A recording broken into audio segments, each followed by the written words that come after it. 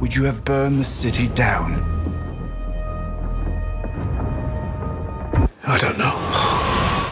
Hey, everybody, and welcome back to another issue of Hops Geek News. We are a podcast that discusses comic books, movies, TV shows, and we have a beer of the week every single week.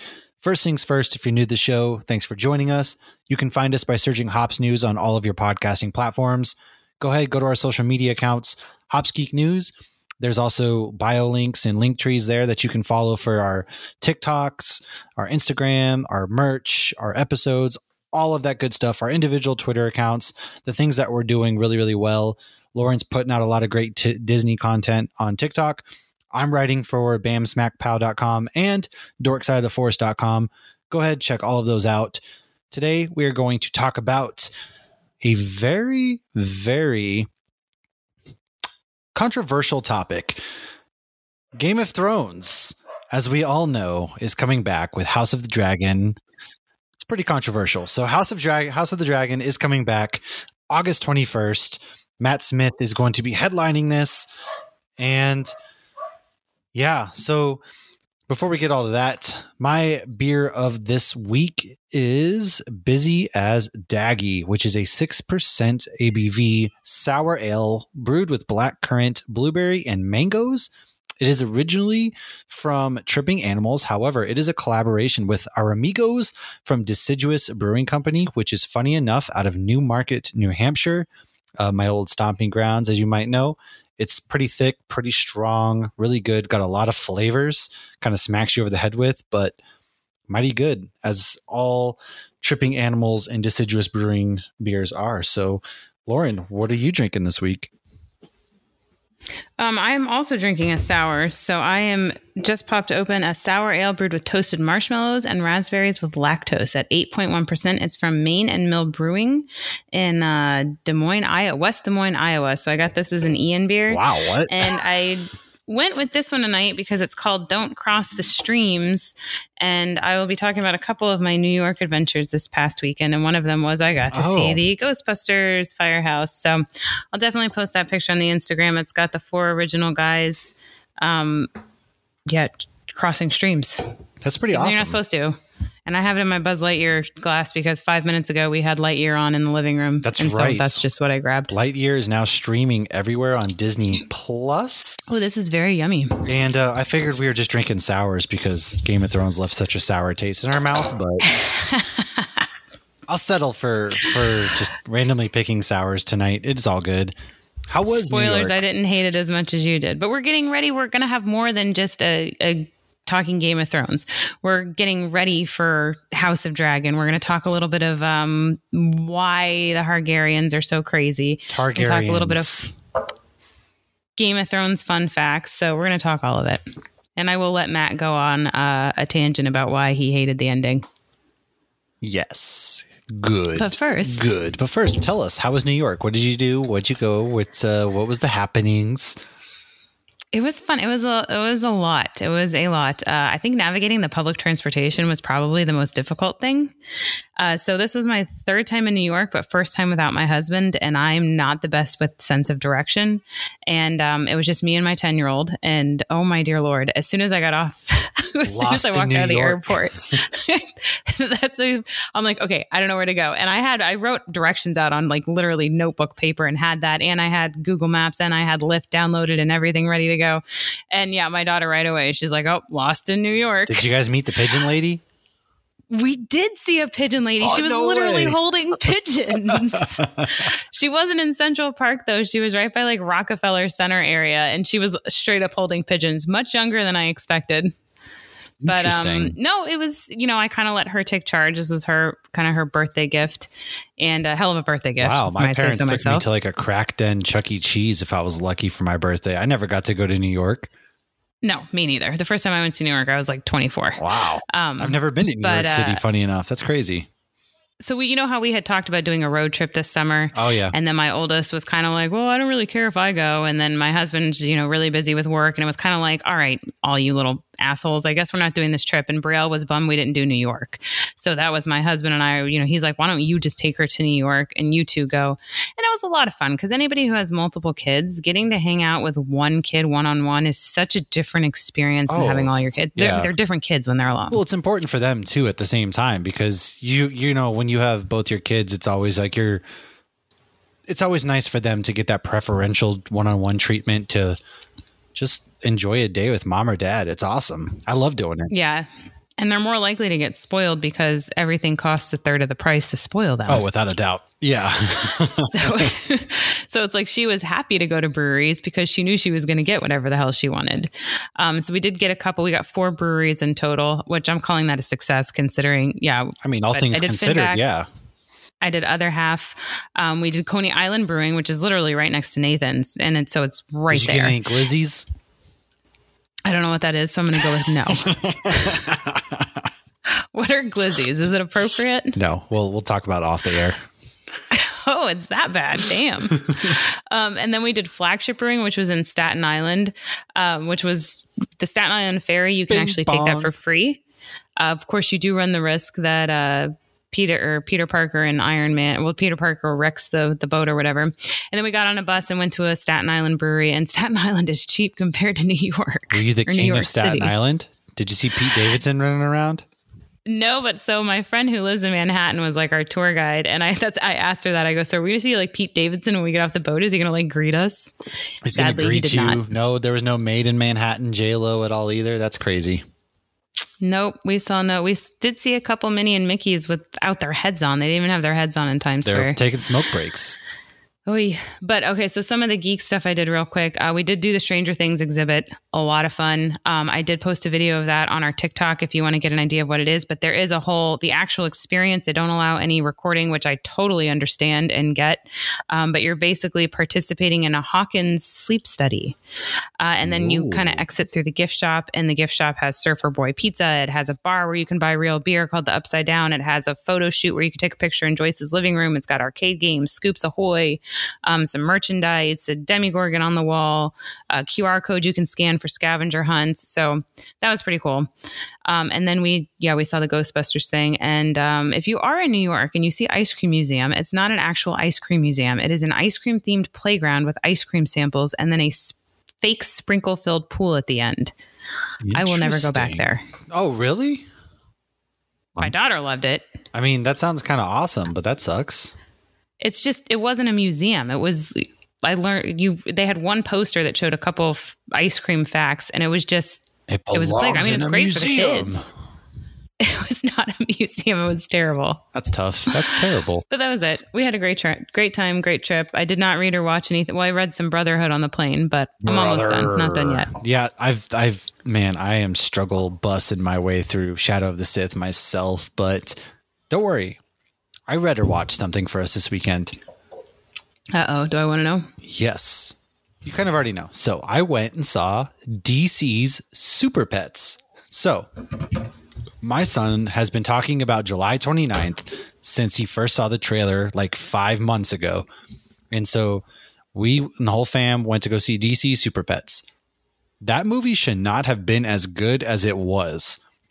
I don't know how to explain. Like, I went in like, all right, yeah, it's going to be another Rock, Kevin Hart, bullcrap animated film. How many movies have they done together? I mean, they're like, the whole Adam Sandler crew. That's like modern day Adam Sandler, Rob Schneider crew. But this movie is great. It made me laugh a lot. There was a lot of really unexpected like Justice League showing up throughout the film, which was really cool.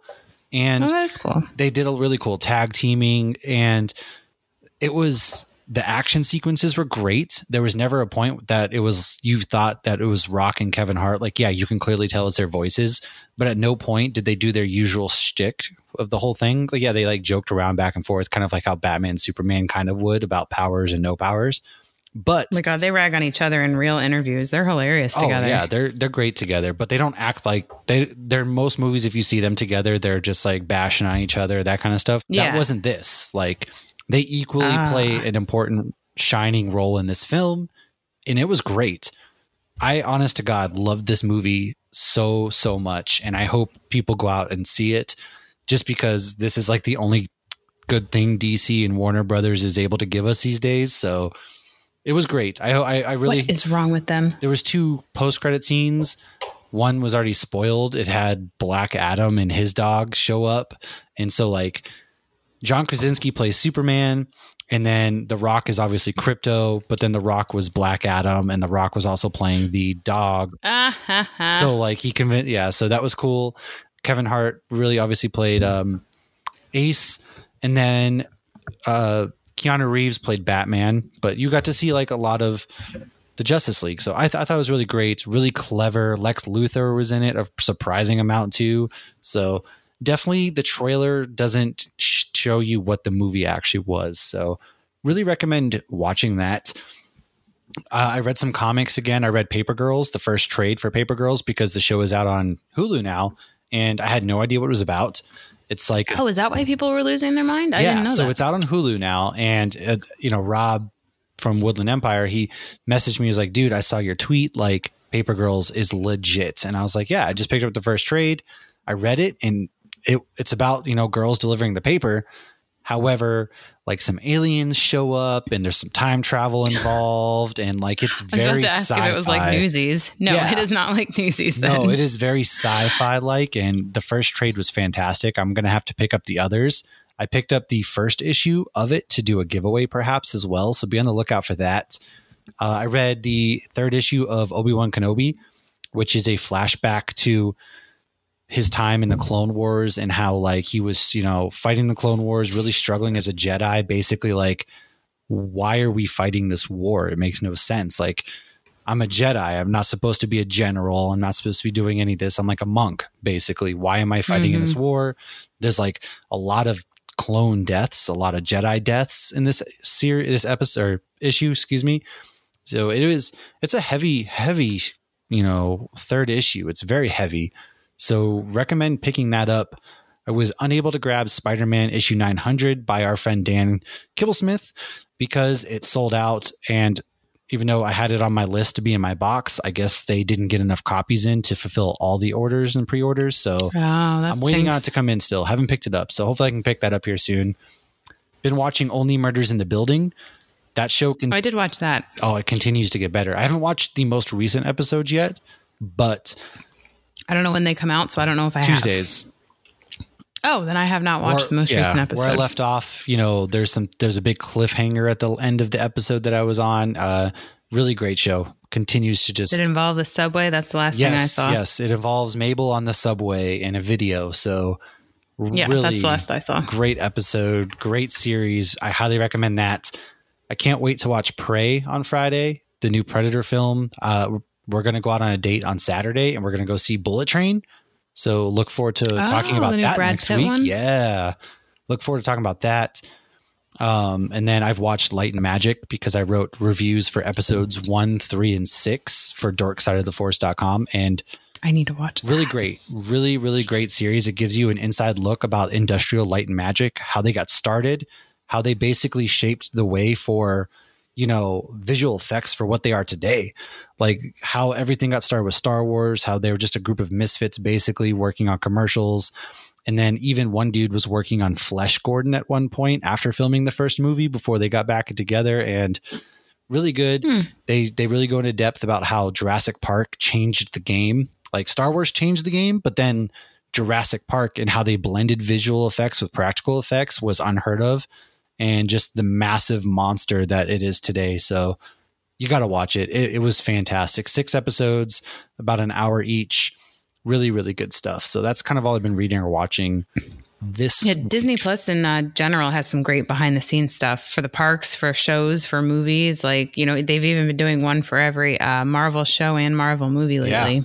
Yeah. So speaking of Disney Plus, let's roll into some news before we talk to our main topic. So Disney Plus, there was a new trailer for Andor, which dropped on Good Morning America, and it turns out that they actually pushed the premiere to September 21st from August 31st, but we're getting 3 episodes. I'm cool with that. Kind of sucks that there's only 12 episodes in a season, so we're getting a fourth of the episodes all at once, but the show looks great. They That's shot like it. The Boys. Yeah, I mean, they shot it all on location, so they didn't use the volume sets. They didn't use all that craziness, and you get kind of a blend. Like everything looks dark and gritty, but at the same time, you're getting a look at the Galactic Senate, some really flashy parts of the Empire, and it starts 5 years before Rogue One. So, yeah, this is shaping up to be something pretty cool. Days of Our Lives. I know this is kind of silly to have news about Days of Our Lives. However, my grandma, my mom, they all watch this trash, soap opera, and it's actually ending its run on broadcast television after 57 years, and they're moving it to Peacock. So it's going to streaming. Oh, so they're still going to have it. Yeah, but I mean, how many old ladies who watch this show are going to leave cable because that's what they're accustomed to? What do they call it? What's the name for soap opera? My soaps. Isn't that what it is? Like, they watch my their soaps or my shows. Yeah. But how many old ladies or men, we're not here to discriminate, but how many of them are going to switch from watching it on cable NBC to go and getting a streaming network that they don't even know how to work, Oh my gosh. I was watching some old guy try to figure out the self-checkout at the airport. Yeah. It's hard. Like it's just the nature of the beast. So I'm very interested to see how that plays out. And if Sammy is still the bad guy, I don't know. She was when I was a kid, but I couldn't tell you what's happening in this world anymore. So the only person I know from that is Dr. Drake Ramore, I remember who Joey Tribbiani played and isn't a real person. I just remember Sammy. It was always Sammy, that devilish bitch, Sammy. But we got some heavy news, man. Heavy news. This is such bullshit. Warner Brothers has decided to axe, kill, shelve Batgirl, which was starring Leslie Grace, Brendan Fraser, who was playing Firefly, J.K. Simmons, who was playing Commissioner Gordon, and Michael Keaton, who was coming back as Batman. They spent $90 million on this. It was completely done. And their new leadership has come in and said, nope, shelving it, cutting it. At first, there was reports that it was like irredeemable as far as the test screenings went. But a few months ago, test screenings were actually slightly positive on this. Not to mention, Morbius got 2 theater runs. You can't tell me this movie is worse than Morbius. So it's like, yeah. Sony's out here shooting stuff on broken down iPhone 3s and just uploading it to your closest IMAX theater. Meanwhile, Warner Brothers is never going to let a Batgirl movie see the light of day. I don't get it. And I just I don't know. A movie with Brendan Fraser, J.K. Simmons, Michael Keaton, nonetheless, is never going to see the light of day. It doesn't make sense. I know. I mean, I'm not even a big DC, and this like made me angry. And I was looking forward to this, and it's like they're really taking this whole sunk cost thing to heart. It's like, well, they're using it as a tax write-off to make some money back, right? But has a movie this big with these big of headliners ever been scrapped like that? Like not that just after seems it has insane. finished filming. This is unprecedented, which is also scary times, right? Like, think about all these studios who now could be like, okay, they did it. Maybe we can too with some of these films. You're going to have actors, though, like less likely to want to do certain movies unless they have in their contract that they're like guaranteed certain things, I would think. Actors, directors, because the directors from Miss Marvel actually did this movie. And so it's like you're going to have directors and people, not screenwriters, directors, actors. They're not going to want to work with Warner Brothers. No, these poor people that worked on it must be gutted, because it's like you put your time and your energy and your heart and you make sacrifices, and I'm sure they're all getting paid. But for one, they're probably not getting paid as much. And two, you want to see this is art. You want to see your art completed. And it's Batgirl. It's first of all, Leslie Grace is going to be the first Latina, to head. She's Batgirl, so that's already meaning a lot to somebody. Batgirl was Alicia Silverstone. Come on. Exactly. So not even that, but now I guess there's rumors that they're going to be cutting 70% of the HBO staff. They're looking at folding HBO Max into Discovery, and they're also talking about cutting out HBO Max and just moving on with HBO original television. So like, what does that mean for Blue Beetle? What does that mean for Harley Quinn? What does that mean for these other shows? Patrol. Doom Patrol. That, So, I'll be okay if they cancel Titans. I mean, yeah, but at the same time, like, basically what's happening with DC as a total, because there are also rumors that they're going to be moving Shazam and Aquaman. So we already got trailers, and Shazam's supposed to be coming out December 21st. So what's going on? I don't really understand. I wonder what DC fandom will be like. Are they going to have a DC fandom? I who's to say anymore, you know? Oh, it's a shit show. It's a mess. I feel terrible for the people involved. And yeah, I was looking forward to a badass girl movie. Yeah, I mean, it couldn't be that bad. I'm not convinced that it was that bad. No way. Couldn't have been bad than the last Fantastic Four or Morbius. That's what I'm saying. Like, Morbius got 2 theater runs, and Sony's out here putting these C-list and Spider-Man villains out here as a solo. We're getting a Madam Web film. Maybe Michael Keaton stopped it. He's like, look, I already did Morbius this year. I can't have another movie come out that's terrible that I'm in. Yeah, I'm sure. But yeah, he was coming. Yeah, I don't know. It makes no sense. But Flash is still happening. $300 million Flash movie still happening. So back to Marvel, though. Goodness. Some good news. Oh, yes. Let's bring it back. She-Hulk is going to be on August 18th now, premiering on Thursdays instead of August 17th on Wednesdays. I think they're doing that so that way we don't have an overlap with Andor when that kicks off, because She-Hulk will run until October when Andor kicks off the 21st of September. So we'll see. Nice. Yeah, that's smart. Shea Coulier, I hope I pronounced that right, from RuPaul's Drag Race has been cast in Ironheart. Carrie watches that show. I do not. But I know a lot of people are really excited about that. And that's also I think it's pretty cool still. Like, the representation portion of it is really awesome. And Ryan Reynolds has allegedly started working on his Deadpool skills in body. So Deadpool 3 is coming, folks. Deadpool 3 is coming.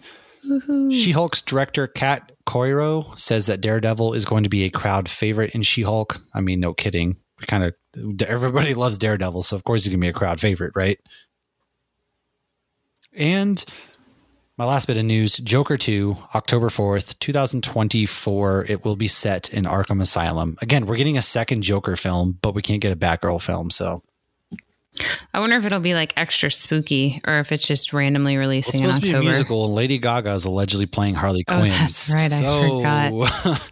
we might have two different definitions of spooky, so I can assure you it's going to be spooky to one of us. Oh, that's actually something I did this weekend. I saw Beetlejuice on Broadway. It was amazing. It was up there, I think, with Wicked and Lion King. I absolutely loved it. Yeah. It reminded me of Deadpool too, because he breaks the fourth wall, the whole thing. So if you're headed to New York, and it's one of the cheaper musicals too, because I feel like it's fairly new. So a lot of people aren't like, let's go see Beetlejuice. I loved it. The 10-year-old loved it. It was phenomenal.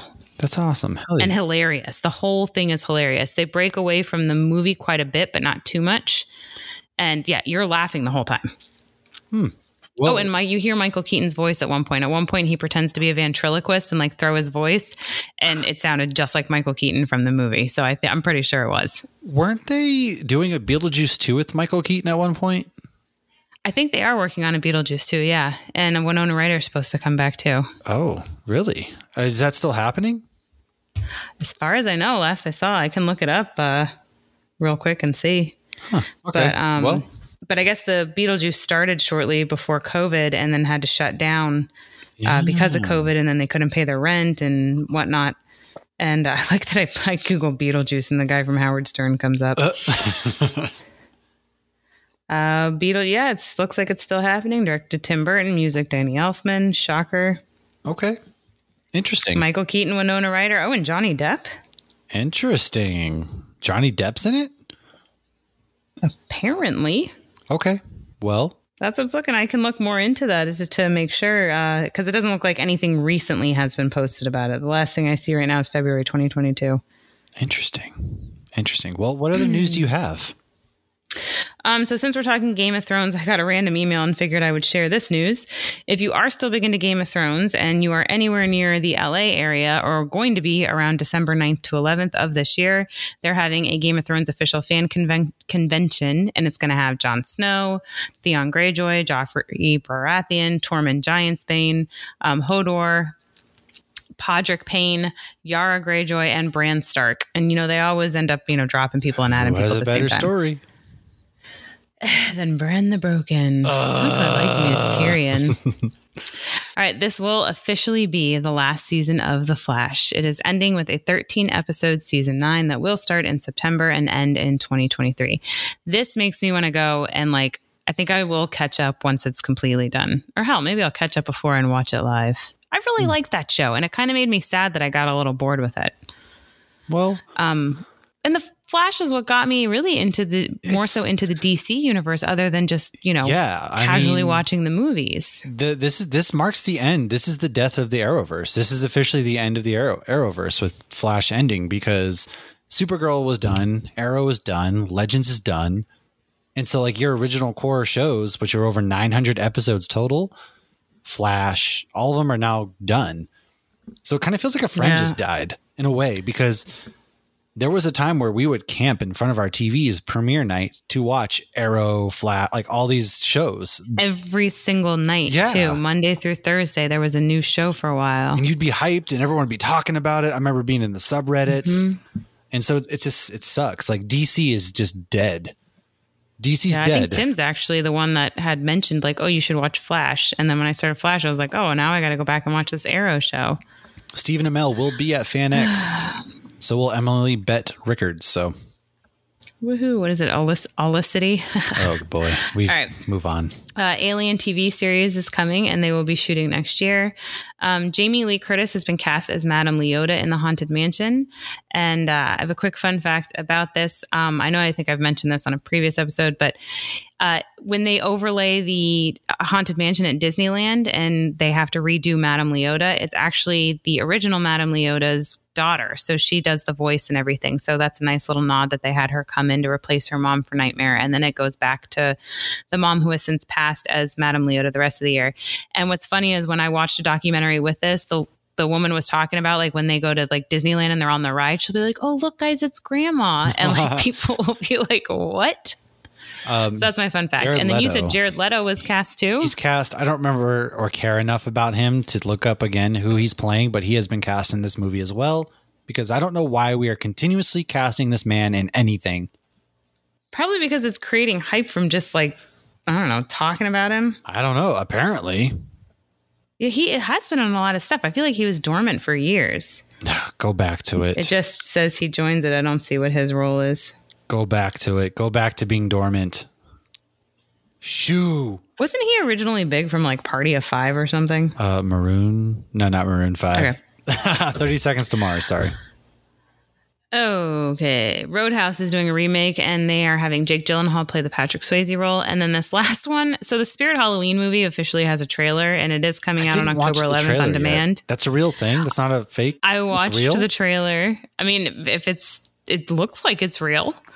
Christopher Lloyd is in it, but this looks very cheesy. I don't think it's going to be very scary. It seemed more like a Goosebumps movie, but not as scary as a Goosebumps movie. But basically the kids, per the trailer, they sneak into Spirit. Well, they go into Spirit and then they hide so that they can sleep overnight. And then apparently shit goes berserk. Oh, I'm in the bag. We're 2 months from October. You realize this? October is here. Pumpkin Spice comes out this month. Pumpkin beers are on shelves. For Starbucks, though, sometimes it's not till the first week in September. It is August 30th. Trust that. 30th. Trust that. It's August 30th, all right? Pump the brakes. I'm not going to pretend I'm not excited. I love me some Starbucks. I saw you in that scarf over the weekend. Yeah, you're excited. Well, okay. So that was the other thing I did that I forgot to mention. So there's a Beetle house. If you're into Tim Burton stuff, there's a Beetle house in LA, London, or was it LA, DC, and New York. And I forgot about it. So we were like, okay, let's go check it out. It's in New York. If you have a reservation, it's $55 for a flat 3-course meal. And you can bring kids into that. But if you don't have a reservation, you can just do bar service. Well, we went to just walk in and they stopped us because I had my 10-year-old. And then I was like, well, can we get drinks and sit outside? And the bartender's like, yeah, that's fine. And I had another friend with me. So she sat outside while I got, drinks. And she goes, I'll send Jack out. And I was like, all right. And while I'm ordering a drink, I'm hearing, what's this? What's this? I can't believe my eyes. I'm starting to lose my mind. And the whole walls are decorated. I did post some pictures on our Instagram and on my personal TikTok, the Hoppy Mommy. And it was so amazing. I mean, there was Jack stuff everywhere. And then this guy comes out dressed as Jack and probably sat with us for a good 20 or 30 minutes. He was amazing. And he would stop and talk to other people. He scared the crap out of some huge guy just randomly walking by. He just like turned around and he's like, hello. And the guy's like, ah. But he had like really long fingers. It looked like it was Freddy Krueger fingers painted white. That's creepy. And so I had brought my Jack scarf for the Beetlejuice show because I don't own anything Beetlejuice. So, and Jack does make a cameo in the Beetlejuice movie on the big table. There's actually a miniature Jack. So yeah, my daughter had a Jack shirt on too. And he was just so sweet. And he talked to us about the Disneyland ride. He talked to us about the movie. And we told him, oh yeah, we saw you at Disneyland a few years ago. And then my husband FaceTimed me while we were there. And he talked to Logan on FaceTime. And he remembered, he goes, awesome. Hi, Logan. Do you remember me from Disneyland? And Logan goes, oh, Jack Skellington's real. It was a magical moment. That is okay. I'm off on my other tangent. That's honestly awesome because that cast member very easily could have been like, you know, screw that. I don't have any obligation. Like, let me go out there and just kind of, you know, do my hey, whatever. That person inside that suit was dedicated. That is awesome. Yeah.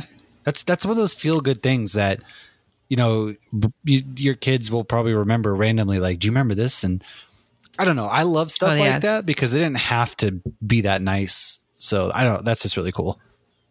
Yeah, it was cool. I mean, I tipped him, but I feel like, and when I went in to pay my tab, I was like, he was amazing. Like, thank you so much for sending him out there. And then I started following their Instagram, and I guess they also will have Edward Scissorhands come out. And so they'll do other characters. And well, I had heard about it because it was on a special. I think it's on Disney Plus, the making of like, it's like the prop one they had, and they talked about some of the nightmare props. And I believe the one in LA has some of the nightmare props from the actual movie. Cause you know, since it's stop motion, that whole thing was a set. But I mean, this was a very unexpected thing. It was kind of like, oh, let's check it out. I'm not sure we're going to be able to get in. And Brielle was able to go to the bathroom. So she got to see everything in there still. So that was I wonder nice, if I can stop there. Cause we're flying into LA in 3 weeks when we go to Disneyland. So yes, definitely look into it because I learned about it after we were in LA and then I was like bummed, but do check the hours because sometimes they have like weird hours or they're not open a certain time and you know, all that crap you got to check when you travel somewhere. For sure. Well, I also want to check out the Scum and Villainy Cantina, but we shall. Let's go on to our main topic, Game of Thrones. So we will be right back. How far are we? About a week, I think. You think? You don't know? When we went to Castle Black, we took the King's Road. I know you won't hurt me. You know nothing, Jon Snow. I do know some things. All right. Well, as you all know, House of Dragon will be premiering on HBO August 21st. There will be 10 episodes. This is going to be a prequel to the show. It's the story of the Targaryens' civil war that took place about 200 to 300 years before the events portrayed in Game of Thrones. This civil war is referred to as Dance of Dragons. The show will star Emma Darcy, Mr. Darcy, Matt Smith, Patty Considine, and others. The series is based on the book Fire and Blood by George R.R. Martin that came out in 2018. So pump the brakes. This man had time to write a prequel, but he can't finish the Game of Thrones books. It's infuriating. I only read the first one because I was like, well, I don't want to read any more until he finishes them. And the first one is exact to the season one. My daughter did read, I think she read 4 of them, and she said it does start to veer off halfway through the second one. But still, you're not going to get any, I mean, I feel like this guy's going to die before he finishes the books. That's crazy. That is crazy. So that man's never going to finish I think it's safe to assume that man is never going to finish the books at this point, right? Like he's just not going to do it. I don't think I've heard they're still worth watching or worth reading. I just don't have it in me to make the commit. If he can't commit, then I don't want to commit. Well, that's how I feel. Like I'm not going to read these books just to be sitting around like, okay, what happens next? What happens next? Because I'm not convinced he knows how to finish these books. I don't know that Yeah. he does. I So will say, if you read the books before the show, like kudos to you, because being able to picture each of the many various characters in my head, because I watched season 1 before I read the book. And if I didn't have like legit faces to go with these names, I feel like I would have been very confused. even when I was watching the show, which we'll get into in a minute, I always found it hard to like keep up with the who's who for a while. So when did you first start watching Game of Thrones though? Did you catch it from like the very first episode on? No, I got into it. Might have been, I think the Red Wedding might have already happened because I knew about the Red Wedding before I saw it. So it was one of those shows like, it didn't look like something I would like. I've never been big into like the medieval stuff or dragons or, the sci-fi I had always enjoyed was just like superhero crap. And, like I don't even think I was into Doctor Who at the time. And I had multiple people recommend it. And they were people that weren't into sci-fi stuff. And they're like, no, this is different. You should give it a try. And so I think my brother-in-law got me, season 1, and my father-in-law told me about Ned Stark when I had 1 episode left. It's the same person who ruined Han Solo for me in another movie. My God. Yeah, rough. Now I don't ever talk to him about anything if he's seen it and I haven't. I literally walk away. Just the wall. Exactly. Nothing new. No. Nothing you haven't seen. That's but yeah, so I got into it a bit later. How about you? I did the same. I think I picked it up the season after the Red Wedding. So Charlie, who has been on our show before, him and I became friends when we were both living in Florida at the time. And he was like, "Hey, have you ever watched Game of Thrones?" He was super into it and everything. And I was like, I just never got to it. Like I knew Ned Stark had died. I knew all that. I just didn't care. But then I was like, all right, we used to go to his dorm room and back when we were in the dorms, because in the Air Force, when you're first starting out, you get to put in dorms, even though we were both mid-20s men. And we would just drink and watch Game of Thrones. And it was, I was like, shit, nothing else to do. Might as well. So we would just drink and watch Game of Thrones. And that was our thing. And I got hooked. I mean, yeah. And then obviously when the Red Wedding happened, I was drunk and I like yelled out like, what the hell? I was like, what the fuck just happened? He was like, you had no clue about it? I had no clue about I knew about Ned Stark. I didn't know about the Red Wedding, but Charlie obviously did because he had seen them all up that point. So he was like waiting. And I was like so mind blown that something like this could happen. And I was hooked even more at that point. So then we made it a point I would go over to his house on Sunday nights and we would watch them as they would air. And then eventually Carrie and I would watch them together and we'd watch season 7 and then obviously season 8. And there's all the theories that were going around, this ties in with this. And it was like a time to be alive on Reddit. People were theorizing about everything. And God, people used to drive themselves nuts. It was worse than the Mephisto. Like, take Mephisto and turn that shit up to like a 15 because people were just like, this person's this, and I think this person does that. None of us could have guessed what actually, like, once D&D got the bag from Netflix, they were like, I'm out. Like, screw this show. The quality dips after season 6. Like, season 7's doable. Season 8 was just a continuous spit in the face of everybody. And I know some people... That was like such an expensive season too. Well, they had all the CGI because they got all the dragons and all this other stuff. But I know people were like, oh, it's not that bad, this or that. And I know some people watched it after the fact. Like they didn't watch it live. They don't, they watched everything. They binged it all at once. So I could see how it's not that bad to somebody like that. But to build yourself up in this hype... 2 years. Well, yeah. And then you got these characters, right? Who you were teasing the Night King and Jon Snow really hard. You were teasing Jon Snow's lineage really hard. But did you not yell when the Night King got stabbed? Because I yelled. I was pissed. I was like, I yelled a mad yell. I was like, oh, see, mine wasn't a bad yell. Mine was like a legit, like, I did not see that coming. First of all, nobody did. Second of all, nobody saw anything in that episode because it was pitch my God, black. I know. We had the subtitles on, and anytime I saw like that it said somebody said something, I'm like, oh, good, they're still alive. Well, like, it makes literally their whole entire battle plan was shit. Like, you send your strongest warriors off into the dark, And then you send your weakest into a crypt full of dead people when zombies are around. And then like Sam is just falling around and he should have died 12 times. And like poor Jorah out there simping his way for Daenerys and die. Like, oh, that was, I think, a tough death. I really always liked him. but it was really awesome. Like Jaime didn't really comes, get his thing. Like she looked at him like a father figure. yeah, and he was like, I loved you, blah, blah, blah. But like I love you.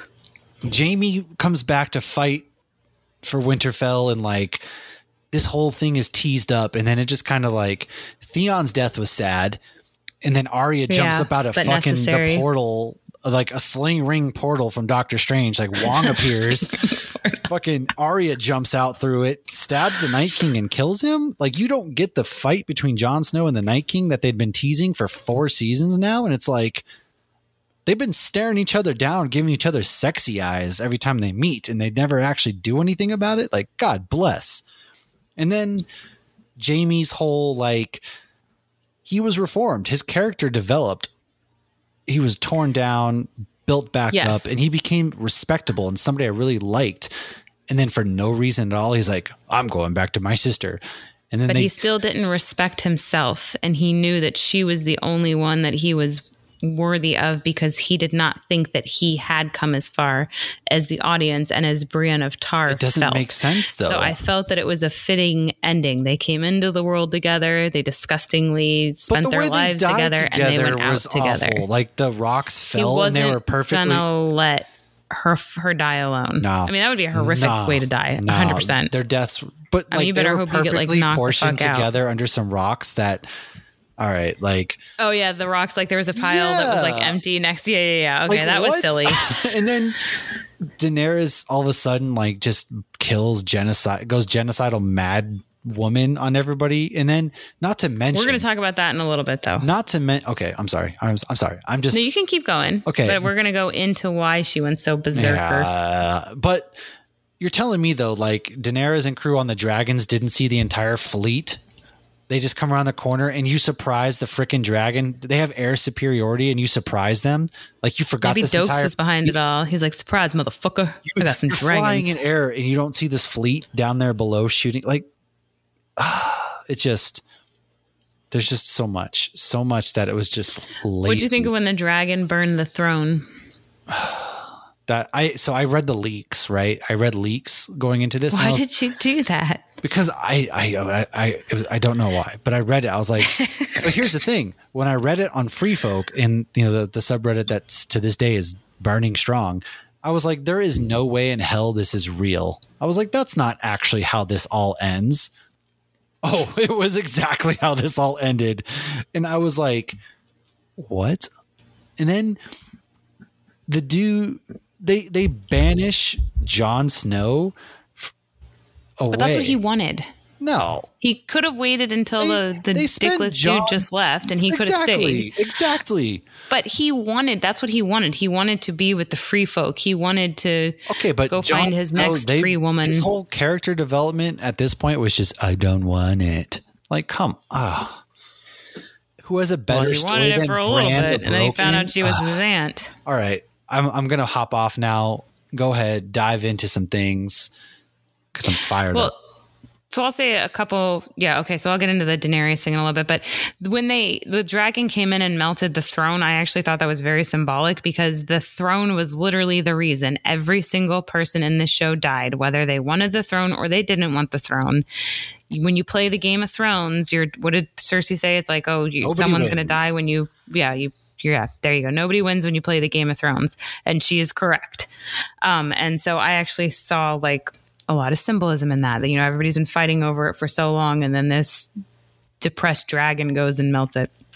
Okay. So first, just kind of like a recap of why the Targaryens fell, because we're going into this. Are you saying Targaryen or Targaryen? Targaryens. Oh, it sounds like you're saying Targaryens. It sounds like you're saying the Targaryen. Is it like monsters all over again? Monsters. Targaryens. Okay. I have it spelled correctly. You do. That's why I'm confused. I was like, is she saying Targaryen or Hargaryen? I'm like, are you hungry? So, because we're going to be going into their building up their empire. So this is a reminder of how it did fall. So the dynasty ended with the death of Aerys, the Mad King, during Robert's Rebellion, in which the Targaryens were overthrown and replaced by House Baratheon. Jaime the Kingslayer aided this despite being his Kingsguard. So a reminder of Jaime's speech in the tub with Brienne, and he tells her exactly how it went down, which we never heard before because it didn't sound like he ever really explained the whole thing to anybody else. And he said that, holier than thou, Ned Stark wouldn't have listened to him. So the Mad King basically enjoyed burning people alive, and he would do this just for somebody messing up or disagreeing with him. And he genuinely, it was a hobby. And this made people hate him. And as a result, he actually hid wildfire all over King's Landing. And when it was clear that Tywin and the Baratheons had joined together and were about to take over the city, the Mad King demanded that Jaime go kill his father and bring him his head. And when Jaime refused, the Mad King then said, well, we're going to go out and, basically a blaze of glory. We're going to explode all the wildfire and destroy the city, because Jaime thinks that the Mad King really thought that he would rise from the ashes, much like we saw Daenerys do. Daenerys. God, I haven't watched a show in so long. I'm probably going to butcher all these fucking names. And that's when Jaime decided to basically kill him, and he became the Kingslayer / Oathbreaker. It was an insult all of those seasons, but it was from somebody who truly saved the city. And I'm sure that made Jaime bitter and made him more of a villain in the beginning, even when he thought what he was doing was altruistic. And he saved a lot of people. And the Mad King kept saying, burn them all, burn them all. So the Mad King's wife / sister, his wife was his sister, Roll and Tide. children were also murdered. But of course, 2 surviving children of Aerys II, which was Viserys and Daenerys Targaryen. Viserys, that death was terrible with the gold on his head. That was my God. probably one of the better deaths in this entire series. But we all hated him. He was a douche we and a hated half. him. He was awful. He was pimping his sister out. And then also, if you remember, who was in the very, Khal Drogo? Yeah. Yeah. So it's funny how many cameos and people were in this. Yeah. Especially because, Jason Momoa wasn't in it long either. He really wasn't. But their relationship, God, we could do a whole, that's just like some trauma, geez, it was like Stockholm Syndrome. Okay. So, the kids basically fell into exile, or they were taken into exile. They were little, and they resided in the free cities of Essos ever since. And then, of course, you also have Aemon Targaryen, who survived, but he was up at the wall. We don't even know who he is till he's on his deathbed. But he never seemed crazy at all. But he did, renounce all his inheritance and whatnot. And it did make him sad when he found out basically his nephew and all these children and everything had been murdered. That's when he was talking to Jon Snow. Okay, so why are there no dragons in the beginning of Game of Thrones? Though I think we're going to get some of this cleared up in the prequel. And as I read, it basically looks like in the Dance of Dragons Civil War, the dragons kind of kill each other. So we shall see. I think we see 9 of the 17 dragons that will appear in this series in the first season, they said. Yeah, and it sounds like they're each going to have their own little personality, which we kind of saw that with... that makes sense. With the 3 dragons, yeah. So obviously... Daenerys is the only surviving Targaryen other than Jon Snow, which we don't know about until the end of the show. And she starts as a fair and understanding leader, and then it makes no sense. It doesn't make sense how she went evil. It does not make sense. But it does make sense. No, it doesn't. Explain. I'm interested to hear. So I think her downfall is when she burned the guy from Umbrella Academy alive with his dad. And of course, this was Samwell Tarly's brother and father. And then she had that awkward thing where she's telling Sam, and she acts like she's being all noble, being the one to tell Sam, oh shit, I think I killed your brother and your dad. My bad. But they wouldn't bend the knee. I think also her ignoring Tyrion was a sign that she wasn't doing great. And also her believing that she was the true heir and she should take the throne, but then learning that Jon Snow was the true heir and her deciding not to bend the knee. She was starting to go off the rails. So all these little things, I think, just kind of, I feel like it was slowly festering. It just wasn't coming out as slow.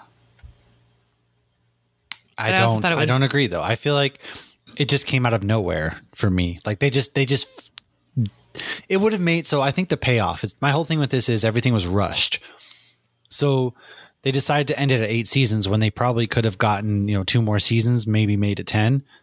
So I think the payoff is what everything just happened so fast, I think is my big problem, right? I agree with that as far as Bran. Bran, and then even Daenerys. Like if we had seen her going mad longer, it would have made more sense. Whereas to me, it felt like it just came out of nowhere. Like one day she's fine trying to bang Jon, and the next day she's just killing everybody. And so it kind of. I think she did have little moments here and there. Yeah, but they just weren't as pronounced. I feel like for something this big, they needed to build it up more, so it didn't feel earned, I guess, is my big problem. No, I get it. And I do understand why you would feel it was rushed. I totally get that completely. But I do think that we saw a little bit more of these, okay, she's a little nuts. And it was like, okay, this was easy to take these little armies or take these little cities. And now she's getting bigger. And I think also when Cersei, didn't do what she said she was going to do, she just lost it. And I mean, that's fair. And I mean, we can do the whole incest thing before we go into fun facts. I mean, who doesn't want to talk about incest? Fun fact, who doesn't love incest? Woohoo. Let's see, that's a fan theory. Let me go find my incest notes. So we all know incest is bad, but apparently royal people don't. Okay, here we go. Incest. In Game of Thrones, we often hear of the Mad King, and this is King Aerys II Targaryen. I'm sure I'm butchering this. And he was the 16th member of House Targaryen to rule from the Iron Throne. His daughter was Daenerys, aka Khaleesi. So while in the show, most incest we get is between Cersei and Jaime. In the first book, it says, this is the first book, it says, quote, "For centuries the Targaryens had married brother to sister since Aegon the Conqueror had taken his sister to bride. The line must be kept pure. Viserys had told her 1,000 times theirs was the king's blood, the golden blood of old Valyria, the blood of the dragon." Keeping the bloodlines pure is a line we heard from Cersei when defending herself against Ned Stark when he put together that Cersei's kids were Jaime's and not Robert's. In Game of Thrones, we often hear of them. Oh, I already said that. So while George R.R. Martin is definitely out there for some of the shit he wrote, I definitely think he's got a screw loose, a creative screw loose nonetheless. But the whole incest thing is based on history. So you have Royal Egyptians, Royal Portuguese, and many others engaged in this disgusting and revolting practice.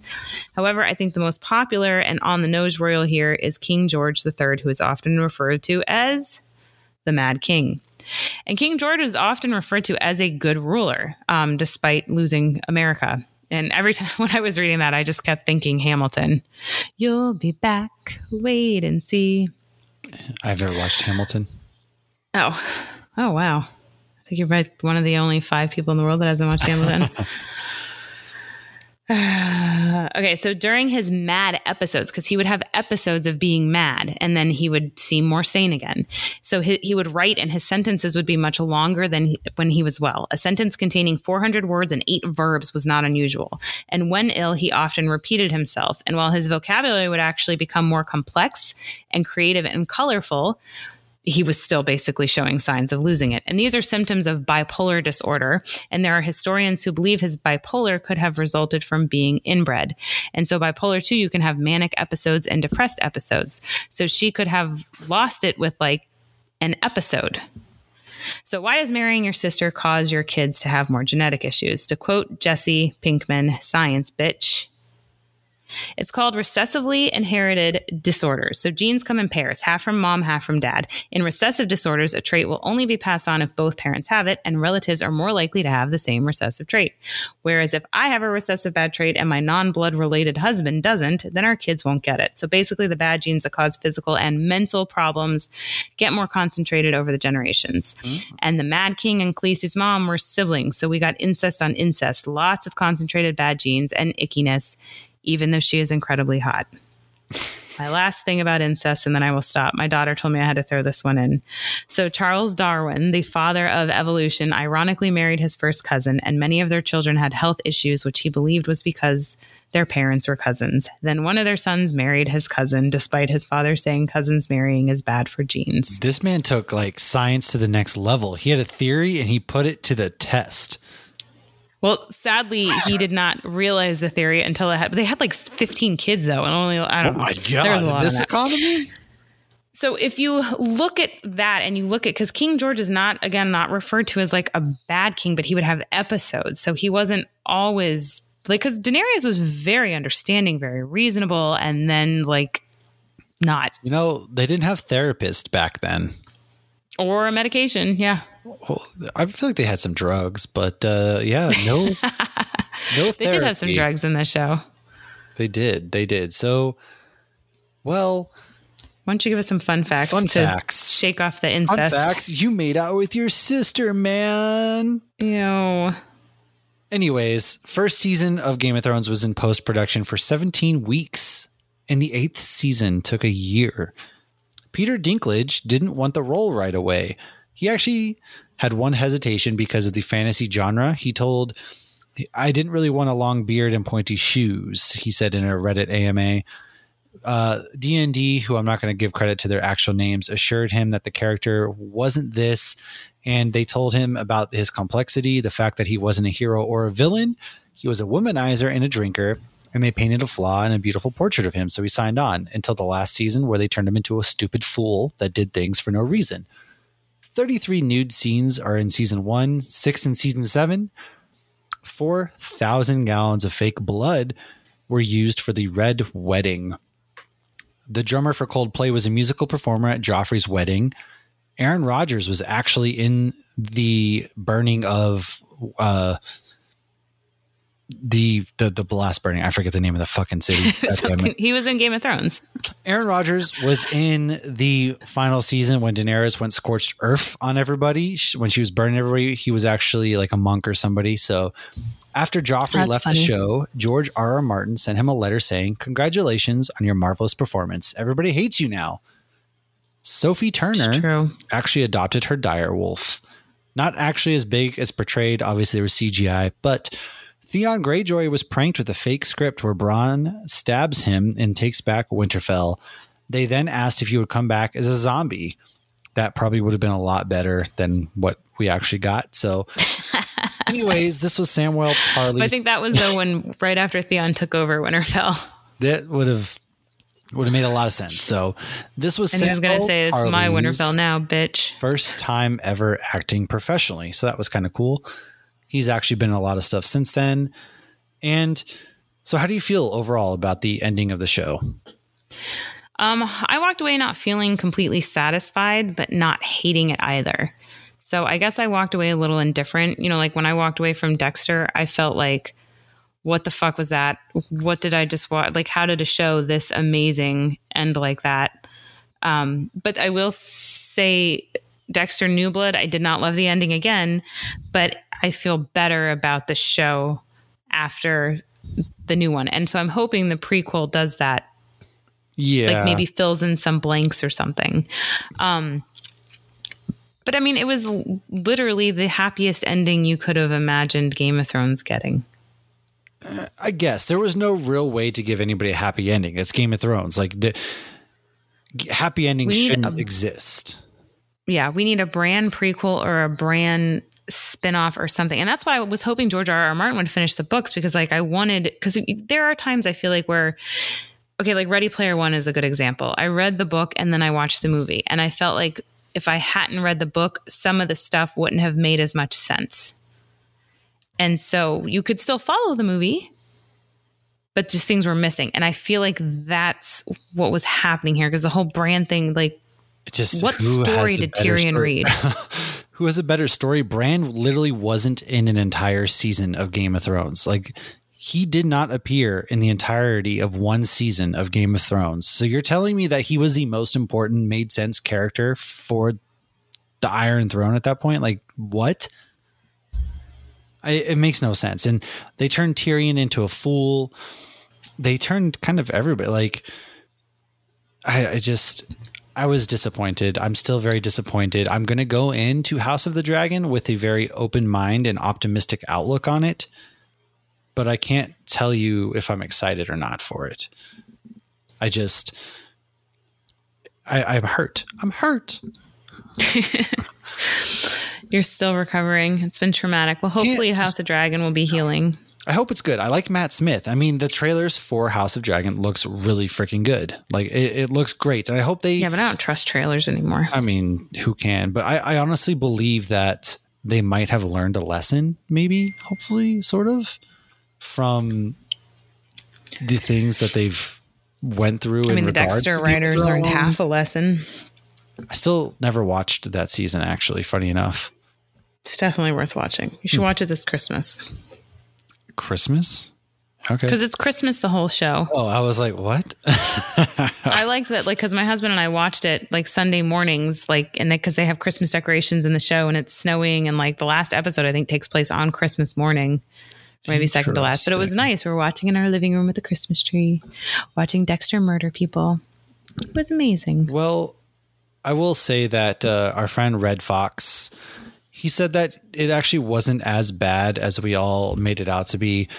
Everything was just, the problem was it was just fine. Whereas the rest of the series was great. So we all also had very high expectations. Right. I mean, it was hard not to. How could you not? Yeah. So from there, we had a couple other folks kind of chime in and pretty much say the same. Like our friend Maynard Brewer, he was like, I'm done with this. I can never watch this again. Melanin B. Geekin pretty much said that it made no sense for Arya to be the one to kill the Night King, and it made no sense for the long night to be concluded in one night. And all that build up for it to end and not matter in the time it took over one night shift. So again, very, very true for sure. Do you think a time jump would have helped? I don't think a time jump. They could have made it 2 episodes. Like the long night could have been 2 episodes potentially. But like when you hear in the past, like the long night, it was like years. I mean, yeah, maybe. I don't know what would have fixed it. But maybe first of all, be able to see it. That would have been helpful. Be able to see this long night. But is there anyone out here there that didn't check the brightness on their TV that night? Everybody was like, what the hell is going on? It was like when Sopranos, I know you didn't watch Sopranos, but like the way Sopranos ended, the site crashed because everybody thought their HBO went out because of how they ended the show. Yeah. How could you not though? Again, like how do you not? Yeah. I really think if they had gone more into Bran, it's like everybody had their theories about who Jon Snow really was, and those theories proved to be true. And then everybody had these theories about Bran, and they never confirmed or denied them. We never got anything. And the whole like Hodor thing, like clearly Bran has some sort of time traveling abilities. Right. And like, did he make Hodor the way he is? Was Hodor... Well, he did more, I guess. Hodor is pretty he fucked was up because of Bran, so who went back in time and warged and everything. So it was like, again. Bran's not a good person. So I actually have a couple other people that did chime in. I'm sorry, I didn't mean to cut you off. No, go for it. I have one fan theory I found on the internet that I'll read at the end of that. But yeah, go for it. So Wave 5 Media said that they're pretty excited to jump back into the world of Westeros. The last 2 seasons of the show were definitely terrible, but being a fan of the books and lore itself, they're interested in seeing what they do with further spin-offs. Cult Connection said one of the very few series that were good enough to make me watch many episodes multiple times. Chris from Geek Peak said that he's hyped, but the real question, which show is going to be better? House of the Dragon or Rings of Power? Listen here, brother. We're with House of Dragon. It's Rings of Power. First and foremost. All right. It's Rings of Power. So what was your fan theory as we wrap up this episode? So this is an article from The Wrap and discussed a few fan theories. And one was that Bran's whispers are what drove the Mad King to madness. Because we all know in Westeros lore, the campaign to depose the Targaryens began when he killed Ned Stark's father and brother, Rickard and Brandon, with fire. Arys was known for repeatedly saying, "Burn them all." So according to the theory, the reason why he kept repeating that is because Bran traveled back and tried to warn him of approaching White Walkers. Instead, the whispers only heightened his already uncontrollable paranoia, probably because he was inbred, leading him to kill the Starks and start the cycle of warfare that still continues in Westeros. I don't really like that theory. I think that's a bit whatever. But some other theories suggest that Bran has had an even greater impact on the past because he shares his name with many other Brandon Starks throughout the history. I know we all have heard those theories. The most famous of these is Bran the Builder, the architect of the wall. One fan on subreddit said, A Song of Ice and Fire suggests that all the great achievements by these Brans were made possible because the current Bran influenced them through whispers. So yeah, if he really can do the whole Hodor thing and travel through time, why would that be the only time that he does it? Why wouldn't he? Or maybe he doesn't because he did try to warn somebody and ended up backfiring. But then you go into the whole time travel of like, are you doing Back to the Future time travel? Are you doing Marvel time travel? Good question. Good question. I have no idea. Nobody knows. So let's hope that House of the Dragon turns out to be really good. I hope it does. I know you hope it does. I know everybody hopes it does. It premieres August 21st. So as we wrap this up, do you have any final thoughts? No, I'm good. All right. Well, next week we are going to have Task from Twitter. You might know him on Twitter. He is a comic book writer, comic book creator. He's a really cool dude, has a lot to say about Marvel and things. So he's going to be on our episode next week where we do our pre-episode for She-Hulk. So look forward to that happening. As always, join our Patreon, patreon.com/HopsGeekNews. Go ahead and join, support us any way we can. We will be at FanX Salt Lake Comic Con, hopefully bringing you a lot of great stuff from that. So until next week, we'll see you later, dudes. Cowabunga.